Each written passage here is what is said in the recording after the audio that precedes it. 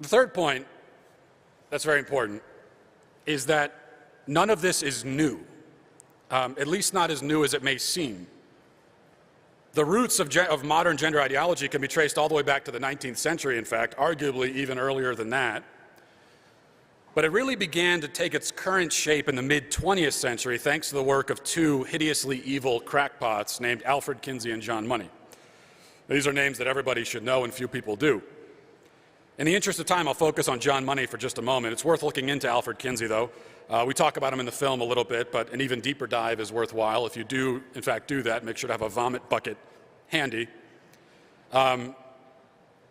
As for John Money, he was a prominent psychologist and sexologist and one of the early pioneers of the gender theories that are currently taught in grade schools and universities. He was among the first to take the word gender out of the realm of grammar and apply it to people. Because until him, we never said that people have a gender. Well, people have a sex, and gender is, words have gender.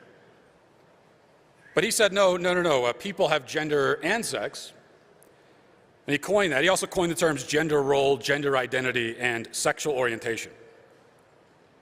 Suffice it to say, he was an extremely influential man, and anybody who propagates left-wing gender theory today is repeating at least some of the ideas of John Money, whether they know it or not, and most of them do not know it. That fact, I think, ought to trouble gender theory proponents because John Money was, among other things, a fraud and an abuser and a pedophile. Jumping to 1965, the birth of twins Bruce and Brian Reimer, the boys are born healthy except for a condition called phimosis, which affects the foreskin. And it was decided incorrectly, it turns out, that the best way to treat the condition was circumcision. But Bruce's procedure went horribly wrong and his penis was essentially burned off. After several months of grasping for answers, Bruce's parents eventually decided to take him to Johns Hopkins in Baltimore to see the renowned gender surgeon, Dr. John Money. And the good doctor, eager to prove the legitimacy of his theory that gender is a product of environment and culture, recommended that Bruce undergo sex reassignment surgery. So before the age of 2, the deed had been done, his testicles were removed, some crude approximation of female genitalia was formed, and Money instructed his parents to raise him as a girl and said that, well, this will work perfectly because gender is a social construct, so create a social construct of femininity for him and he will be a her, and that will be it, happily ever after. Well, not so. The Reimer parents tried to follow Money's advice, but they found that Bruce was still Bruce, even if they called him Brenda. They did everything in their power to preserve his fragile and false female identity. Gender is a construct, they were told.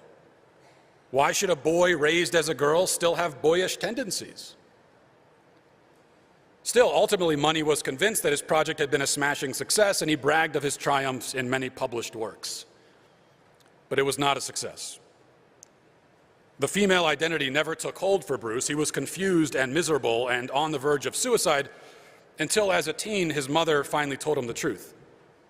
Bruce chose immediately to transition back to a boy, taking the name of David. He underwent another reassignment surgery, this time to try and reclaim his true self. And he felt better for a time, but neither his brother nor himself lived happily ever after. Ultimately, they both ended up committing suicide. Now, their deaths go down in history as suicides, but they were both effectively murdered by John Money, who's the father of modern gender theory. And that's the birth of gender ideology as we know it today. It was born in abuse and despair and death. And that is what it has reaped ever since.